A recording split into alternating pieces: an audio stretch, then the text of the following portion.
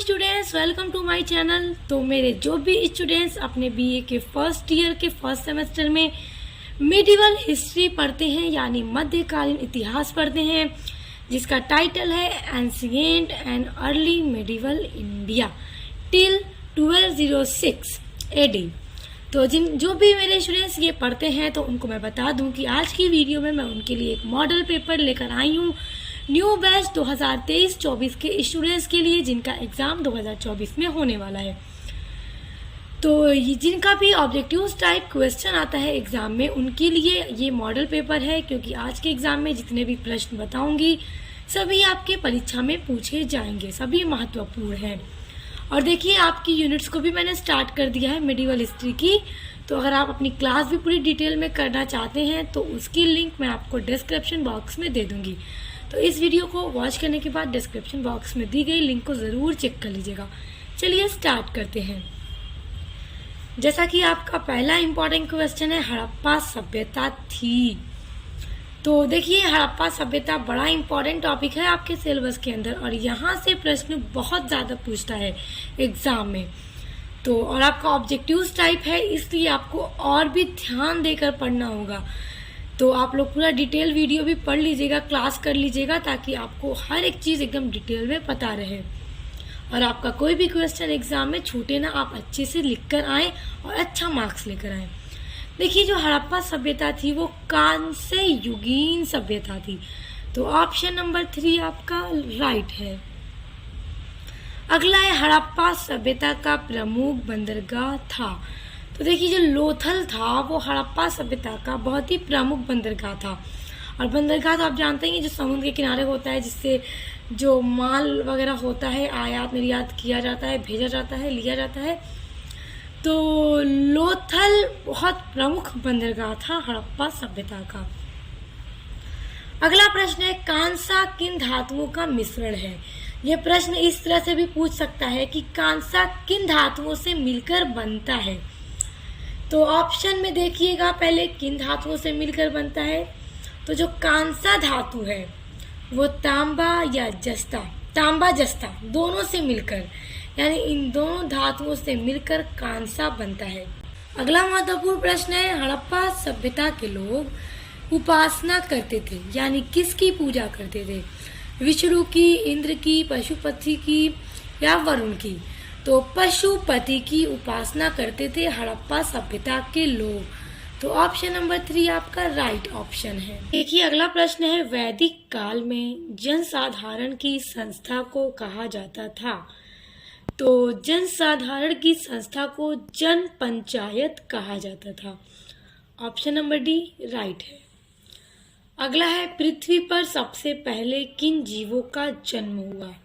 तो किन जीवों का जन्म पृथ्वी पर सबसे पहले हुआ। तो अति सूक्ष्म रीढ़ विहीन, यानी कि एकदम अति सूक्ष्म। अगला है, सिंधु घाटी की सभ्यता किस प्रकार की सभ्यता मानी जाती है। तो ये एक नागरिक सभ्यता मानी जाती है, और सिंधु घाटी के बारे में हम डिटेल में पूरा पढ़ भी चुके हैं और वैदिक काल के बारे में भी पढ़ चुके हैं। अगला है, वैदिक ग्राम का मुखिया कहलाता था। तो मुखिया क्या कहलाता था वैदिक काल में, जो ग्राम का मुखिया होता था वो ग्रामणी कहलाता था। तो ऑप्शन नंबर ए राइट है। अगला प्रश्न है, देखिए बहुत महत्वपूर्ण प्रश्न है, वैदिक युग में स्त्रियों के सभाओं में सम्मिलित होने के कारण उन्हें कहा जाता था। जो स्त्रियां थी वो सभा में भी शामिल होती थी, तो इस कारण स्त्रियों को सभावती कहा जाता था। ऑप्शन नंबर ए राइट है। और देखिए, वैदिक काल में, वैदिक काल 2 कालों में बटा हुआ है, एक ऋग वैदिक काल और एक उत्तर वैदिक काल।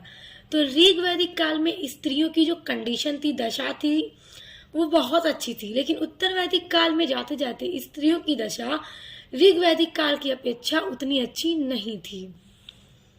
अगला प्रश्न है, वल्लभी विश्वविद्यालय स्थित था। तो वल्लभी विश्वविद्यालय कहाँ पर स्थित था। तो कठियावाड़ में स्थित था। ऑप्शन नंबर 1 करेक्ट है। अगला है, आधुनिक विद्वानों के अनुसार चंद्रगुप्त मौर्य किस वंश से संबंधित था। तो किस वंश से संबंधित था। मौर्य क्षत्रिय वंश से संबंधित था। ऑप्शन नंबर सी राइट है। अगला है, चंद्रगुप्त मौर्य के बाद मगध की गद्दी पर बैठा? तो फिर बिंदुसार बैठता है। तो ऑप्शन नंबर सी राइट है। अगला प्रश्न है, मौर्य वंश का संस्थापक था? तो मौर्य वंश का संस्थापक चंद्रगुप्त मौर्य था। अगला प्रश्न है, अशोक किस धर्म का अनुयायी था? तो देखिए, अशोक जो था वो बौद्ध धर्म का अनुयायी था। ऑप्शन नंबर डी राइट है। अगला है, अर्थशास्त्र का रचयिता कौन था? तो जैसा कि ये प्रश्न बहुत महत्वपूर्ण है और परीक्षा में बार बार पूछता है, तो अर्थशास्त्र का रचयिता कौटिल्य थे। ऑप्शन में अगर आपसे ये सारे ऑप्शन दे और कौटिल्य न दे के चाणक्य दे तो कंफ्यूज मत होइएगा। चाणक्य कौटिल्य का अदर नेम है, तो कौटिल्य या चाणक्य एक ही है, तो याद रखिएगा। अगला है, 6ठी शताब्दी ईसा पूर्व महाजनपदों की संख्या कितनी थी? तो 16 महाजनपद थे। और वो कौन कौन से थे, उनकी राजधानियां क्या थी, सबके बारे में हमने डिटेल में पढ़ रखा है। देखिए, अगला प्रश्न है, मगध साम्राज्य का अंतिम शासक था? तो देखिए, मगध साम्राज्य का जो अंतिम शासक था वो घनानंद था। और देखिए, ये जो घनानंद थे ये नंद वंश का अंतिम शासक था। और जैसा कि हमने जब मगध साम्राज्य का उत्कर्ष पढ़ा था तो हमने देखा उसमें 3 वंश थे, हर्यक वंश, उसके बाद शिशुनाग वंश, फिर नंद वंश। और नंद वंश का अंतिम शासक घनानंद था। और चंद्रगुप्त मौर्य ने इसकी हत्या करके मौर्य वंश की नींव डाली थी, तो वहीं से नंद वंश हमेशा के लिए खत्म हो गया था। हमने सब डिटेल में पढ़ा हुआ भी है। अगला है, मगध महाजनपद की पहली राजधानी थी? तो मगध महाजनपद की जो पहली राजधानी थी वो गिरिवर्ज थी। ऑप्शन नंबर ए राइट है। और फिर बाद में बिंबिसार ने गिरिवर्ज से बदलकर राजगिरी को अपनी दूसरी राजधानी बनाई। तो याद रखिएगा, पहली राजधानी गिरिवर्ज ही थी और फिर बाद में बिंबिसार ने बदलकर राजगिरी कर दी थी। अब है, भारत का अंतिम हिंदू सम्राट था? तो भारत का जो अंतिम हिंदू सम्राट था वो हर्षवर्धन था। तो टिक कर लीजिए, प्रश्न बहुत इंपॉर्टेंट है। ऑप्शन नंबर डी आपका राइट है। अगला प्रश्न है, कादम्बरी के लेखक हैं? देखिए, ये प्रश्न पूछेगा जरूर कि कादम्बरी के लेखक कौन है? तो इसके लेखक बाणभट्ट हैं। Option number C Banabhatta Kadambari के लेखक हैं। अगला है, हर्षवर्धन ने अपने राज्य की राजधानी को कहाँ स्थानांतरित किया था? तो कन्नौज, यानी हर्षवर्धन ने अपनी राजधानी कन्नौज को बना ली थी। तो ऑप्शन नंबर ए आपका राइट है। देखिए, अगला प्रश्न है, सेल्यूकस ने चंद्रगुप्त मौर्य के दरबार में जो राजदूत भेजा था वह था? तो वो राजदूत कौन था? उसका नाम था मेगस्थनीज, जिसको सेल्यूकस ने भेजा था चंद्रगुप्त मौर्य के दरबार में। तो ऑप्शन नंबर सी करेक्ट है, मेगस्थनीज। अगला है, कलिंग विजय का अशोक पर क्या प्रभाव पड़ा?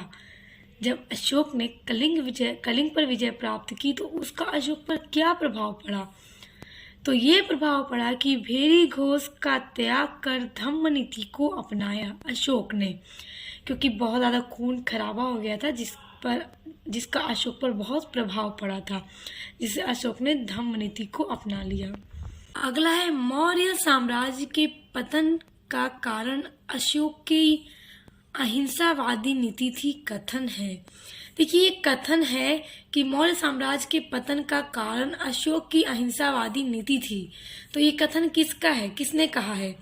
तो ये कथन है हरप्रसाद शास्त्री का। ऑप्शन नंबर ए आपका राइट है, टिक कर लीजिए। अगला है, किस गुप्त सम्राट ने सर्वप्रथम महाराज धीराज की उपाधि धारण की? तो किसने इस उपाधि को धारण किया सबसे पहले? तो इसको धारण किया चंद्रगुप्त प्रथम ने। तो ऑप्शन नंबर डी आपका राइट है। फिर अगला है, राजा रानी प्रकार के सिक्के का प्रचलन क्यों किया गया? तो इसका प्रचलन विवाह की स्मृति पर किया गया था। कौन से सिक्के का? राजा रानी प्रकार के सिक्के। विवाह की स्मृति पर इस सिक्के का प्रचलन किया गया था। अगला है, भारतीय इतिहास में स्वर्ण युग के नाम से प्रसिद्ध है। तो देखिए, गुप्त शासकों का जो काल है वो भारतीय इतिहास में स्वर्ण युग के नाम से प्रसिद्ध है। जिस तरह मुगल काल में शाहजहां के काल को स्वर्ण युग का काल जाना जाता है, तो उसी तरह प्राचीन इतिहास में, भारत के प्राचीन इतिहास में गुप्त शासकों के काल को स्वर्ण युग के नाम से जाना जाता है। अगला है चीनी यात्री फाहियान भारत कब आया? तो ये जो फाहियान था चीनी यात्री, वो 405 ईसा पूर्व में भारत आया था। अगला प्रश्न है सबसे प्राचीन वेद कौन सा है? तो सबसे प्राचीन वेद ऋग वेद है। फिर अगला है वेदों की भाषा है, तो वेदों की जो लैंग्वेज थी वो संस्कृत थी। तो ऑप्शन नंबर डी संस्कृत पर टिक कर लीजिए। इसी तरह के प्रश्न आपके हिस्ट्री में पूछे जाएंगे, अच्छे से इनको याद कर लीजिए। अगला है यज्ञों के अवसर पर गाए जाने वाले मंत्रों का संकलन है।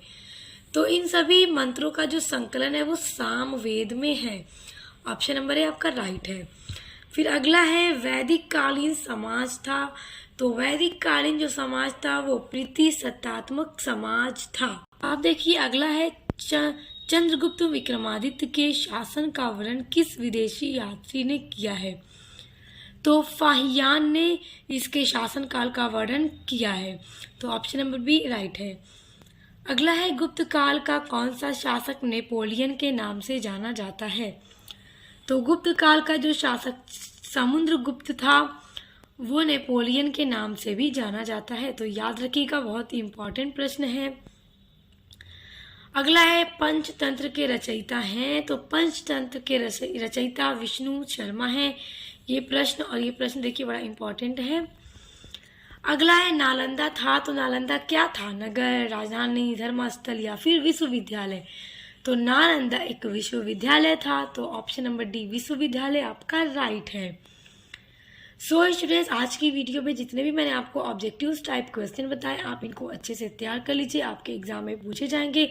और आप डिटेल में अपने सभी यूनिट्स को पढ़ना चाहते हैं मेडिवल हिस्ट्री फर्स्ट सेमेस्टर की, तो डिस्क्रिप्शन बॉक्स में मैं आपको लिंक दे दूंगी। और स्टूडेंट्स, आप अपने मेडिवल हिस्ट्री के अलावा अगर भी ये फर्स्ट सेमेस्टर में इंग्लिश लिटरेचर पढ़ते हैं, फिजिकल जियोग्राफी पढ़ते हैं, पॉलिटिकल साइंस पढ़ते हैं, एजुकेशन पढ़ते हैं या फिर सोशियोलॉजी पढ़ते हैं, तो उन सभी सब्जेक्ट की क्लास भी मेरे चैनल पर हो रही है। तो आप एक बार विजिट कीजिए और प्लेलिस्ट को चेक कीजिए। प्लेलिस्ट में मैंने हर एक सब्जेक्ट की अलग अलग प्लेलिस्ट बनाई हुई है। तो आपको पूरा न्यू जो सिलेबस है NP 2020 उसके अकॉर्डिंग आपको अपनी पूरी यूनिट्स नोट्स के साथ पढ़ने के लिए मिलेंगी। तो पसंद आया तो सब्सक्राइब कीजिएगा, बेल आइकन को प्रेस कीजिएगा। अब मिलते हैं नेक्स्ट वीडियो के साथ।